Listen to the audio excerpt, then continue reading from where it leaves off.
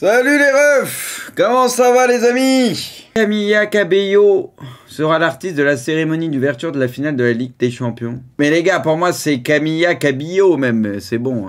Pourquoi ça fait des grrrr? Ok, Kylian Mbappé est bien à Madrid, mais pas pour négocier. Franchement les gars, c'est fatigant, non, les mensonges à longueur de temps, non? Oh, ici les gars, il y a que des, presque que des grands clubs. Le premier club cité, les gars, extraordinaire. Il y a quelques clubs qui respirent le football ici, il y a quelques clubs qui sont bien plus frauduleux que d'autres, mais on va pas les citer, les gars. Les gars, pourquoi ils font pas la même chose pour l'Europa League? Parce que c'est vrai qu'en Europa League, il y a quelques très beaux clubs qualifiés pour l'année prochaine. Ce serait sympa, non, qu'on a un peu une vision d'ensemble? Officiel, la FIFA confirme que le match polémique entre le Brésil et l'Argentine, ah ouais, il avait été annulé, enfin il avait été arrêté, sera rejoué, mais à quoi ça sert? Pour rappel, il avait été interrompu en septembre dernier après 5 minutes de jeu pour violation du protocole anti-Covid. Mais à quoi ça sert? Ils sont déjà qualifiés, ça sert à rien. Ah, j'ai compris. J'ai compris, à la FIFA, c'est juste pour voir Messi jouer, etc. Il semble qu'ils ont besoin de voir Messi et tout, donc à mon avis, ça a poussé derrière pour voir un match de plus du GOAT. C'est la seule explication plausible et possible. C'est juste pour voir Messi fouler les pelouses. C'est pour l'argent, les gars, on parle de la FIFA, là. Arrêtez, vous à chaque fois, dès que c'est la FIFA, l'UEFA, vous ramenez tout à l'argent. Comme pour Elon Musk ou je sais pas qui, tout, c'est tout le temps une question. Arrêtez de croire que le monde est corrompu et que faut tout ramener à l'argent, les gars. Arrêtez un peu, gros. Ça devient pénible à la fin. Elon Musk, mais Elon Musk, on s'en bat les couilles. Erling Haaland à City, here we go. Le Bayern est intéressé par la signature de Sadio Mané. Les gars, il y en a qui ont eu des infos supplémentaires sur ça? Après, est-ce que c'est vrai, est-ce que c'est faux? Je ne sais pas. Ouais, cette année, ils peuvent peut-être quand même garder les deux, moi, je pense encore. Ça parle aussi de Mané au Barça, ouais, mais ça parle de tout le monde au Barça. Tout cela sera bientôt raté, mais lui... Mais c'est quoi qu'il a? C'est même pas un ballon, c'est un seau d'eau qu'il a. Mais lui, peu importe l'âge qu'il a, peu importe ce qu'il fait, il a toujours une tête de tueur. Il veut tout détruire. Aïe, aïe, aïe, aïe, aïe. Voilà, ça va dire source Marca et tout, mais les gars, faut se faire une raison. Vous le savez que c'est fini de topipo. Et merci d'ailleurs à mon ami Hotman qui m'a dit que Tom avait parié 5 subs sur live, que Mbappé prolongera à Paris. Donc il est bon de rappeler ici que bientôt on aura la confirmation et j'aurai 5 subs en plus. Dès que je fais un pari, les gars, je les gagne tout le temps, les paris. On fait des pronos sans paris, sans qu'il y ait un vrai enjeu derrière, je perdrai. On fait le championnat des pronos, on met des thunes en jeu à la fin, je vous jure que je suis plus le même homme. Et que je finis en tête avec 15 points d'avance à la fin de saison. C'est ça que vous n'avez pas compris avec moi. Kylian Mbappé a informé le Real la semaine dernière que rien n'avait changé dans sa décision et que son intention était toujours d'y signer cet été. Le PSG, United et le Bayern, ou encore l'Atlético, sont à la lutte pour Mukiele, ok. Aston Villa et le FC Barcelone sont confiants pour le transfert définitif de Coutinho. Ah, enfin! Qu'est-ce qu'ils auront perdu comme pognon avec Coutinho, le Barça? Grisou, Rika, non, mais Grisou, même Dembélé, pour le moment, on peut pas dire qu'ils ont rentabilisé, on sait même pas si ça va prolonger à coup sûr, etc. C'est chaud. Il en fallait pas plus, les gars, bienvenido! La signature de Kiki sera annoncée en juillet, il sera présenté avant le stage de pré-saison aux États-Unis. Aïe, aïe, aïe, aïe, aïe. Par contre, la photo, les gars, ils se sont pas pris la tête. Hein. Ah ouais, ils ont pris la seule photo qu'il y avait d'Mbappé quand il est venu à Madrid, là. Ils l'ont mis, rien à foutre. Florentino Pérez a dit non au recrutement d'Haaland car le clan du Norvégien souhaitait inclure une clause de 150 millions activable à l'issue de la deuxième saison. Pour moi, c'est absolument pas ça qui a pu faire capoter le transfert. C'est juste que je pense que Florentino en sa tête, il a Mbappé, il a Vini, il y a Benzema et sa triplette devant et finito. Enfin, ça me paraît logique. Je pense juste que c'était pas leur grosse priorité. Voilà, ils préféraient prendre Mbappé et ils avaient peur de bousculer ce qu'il y a en place. Parce que Benzema, Vini, ça fonctionne bien. Et Benzema, notamment avec aussi Mbappé, ça fonctionne bien. Il avait peut-être peur que ça fasse trop d'un coup et que ça parte en couille. Moi, je le pense vraiment. J'avoue, cette photo, elle est incroyable. Cette photo, elle est incroyable, par contre. La pose qu'il a, Benzema. Le Real Madrid n'a pas pu promettre à Haaland un rôle. Voilà, ok, bah tu vois, on y arrive. Un rôle majeur dans l'équipe tout de suite en raison de la forme de Benzema. Les merengues pensent que Benzema peut jouer à ce niveau. Bah oui. Bah donc c'est sûr que tu dis à Haaland, bah potentiellement, il y a des moments tu seras peut-être remplaçant. Oui, bah niquez-vous. Benzema, il est dans la forme de sa vie. Tu vas pas bousculer ça en sachant que tu auras Vini, Mbappé et c'est complémentaire devant. Je vous avais dit les gars, et j'en parlais depuis quelques temps déjà avec vous, je pense que s'il faisait Mbappé plus Haaland la même année, moi je vous l'avais dit, c'est une fausse bonne idée pour moi. C'est une fausse bonne idée. Valait mieux se concentrer sur un profil comme Mbappé qui peut jouer un peu plus côté, etc. Sera plus complémentaire. Là, ça aurait fait trop d'un coup et ça aurait peut-être foutu plus le bordel qu'autre chose. Thierry Henry, personnellement, je pense que Liverpool va gagner la Ligue des Champions, ils sont plus forts que Madrid. Aïe, aïe, aïe, aïe, aïe. Il y en a, ils vont dire, oui, logique, il a joué à Barcelone. Alors que je pense vraiment qu'Henri, pour le coup, il dit ça parce qu'il le pense. Non, mais les gars, amis madrilènes, bah, je sais pas si vous comprenez mon raisonnement. Est-ce qu'on est d'accord pour dire que Liverpool a un meilleur effectif? Je pense qu'on est tous d'accord là-dessus. Là, il dit, ouais, après, moi, c'est là où je suis pas full d'accord. Moi, j'enlèverais, je pense qu'ils vont gagner. Je dirais, je pense que Liverpool est au-dessus. Oui, pour moi, ils sont meilleurs. Mais... voilà, c'est plus comme ça que moi je vois les choses. Mais le Real, on a compris que cette année, même quand ils paraissent en dessous, bah, ils trouvent le moyen de s'en sortir. Tu vois, c'est plus comme ça que je vois le truc. Moi, je pense vraiment que Liverpool est au-dessus du Real. Mais par contre, je suis pas si sûr que ça qu'ils vont gagner la finale, quoi. C'est tout. Et voilà. Alors ça, les gars, je l'ai vu passer. Et c'est ce que j'avais dit dans hors-jeu où je parlais beaucoup de mental. Et je suis 100% d'accord avec Evra. Pour moi, je suis pas toujours d'accord avec ce qu'ils disent, que des fois, il part en couille, on va pas se mentir. Mais là, il a 100% raison pour moi. Manchester City a besoin de leader, mais Guardiola ne veut pas de leader. C'est le leader. C'est pourquoi, quand ils ont des problèmes, ils n'ont personne sur le terrain pour les aider. Je suis d'accord avec ça. Ça manque de mental. C'est de joueurs qui portent leur coronesse, donc par définition des leaders sur le terrain. Et du coup, bah, quand ça se complique, c'est pour ça que ça tourne souvent mal. Donc sur ça, je suis d'accord et j'en parlais dans hors-jeu. Pep Guardiola sur la venue d'Haaland à City. Le Borussia Dortmund et Manchester City m'ont dit que je n'avais pas le droit de dire quoi que ce soit tant que la transaction n'est pas totalement bouclée. C'est bon les gars, vous avez compris et tout?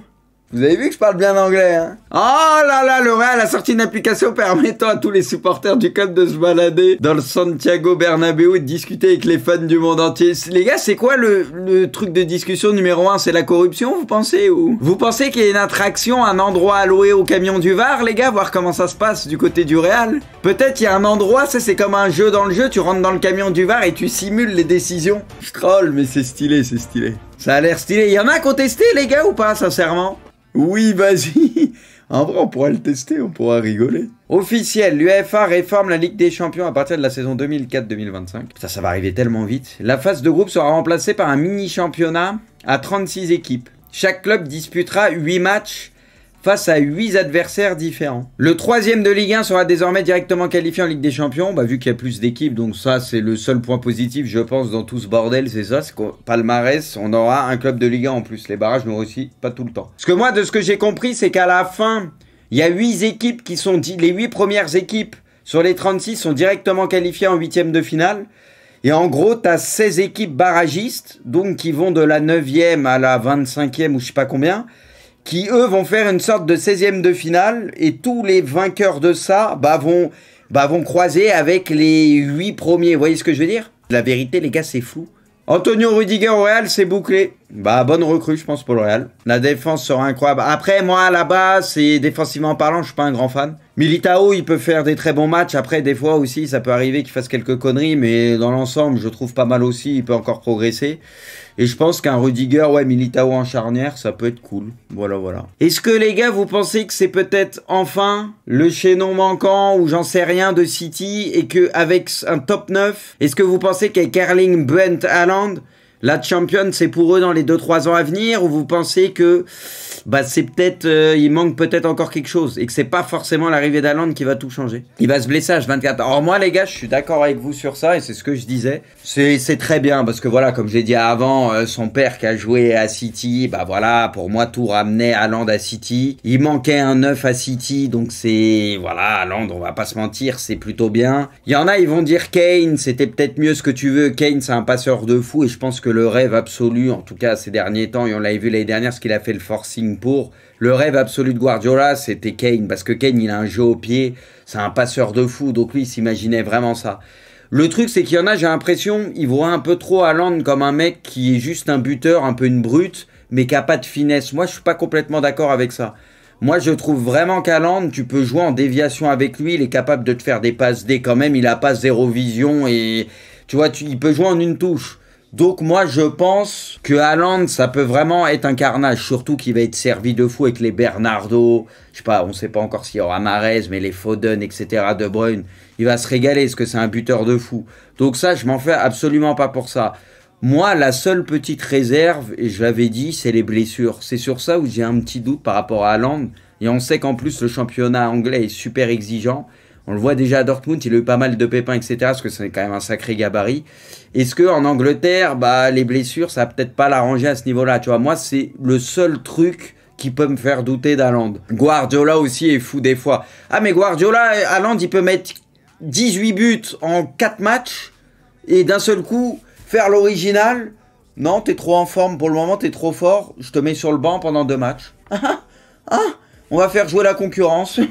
On verra plus tard. Il l'a fait avec tout le monde, avec les Bernardo, les Mahrez, même Sterling quand il avait des bonnes périodes, il l'a fait avec tout le monde quasiment. Je pense que pour Haaland, c'est un très bon choix City. Parce qu'en vrai, pour écrire l'histoire de City, tu vois, c'est top. Parce que le Real, ils ont déjà gagné 150 millions de Ligue des Champions. Cette année, ils sont encore en finale.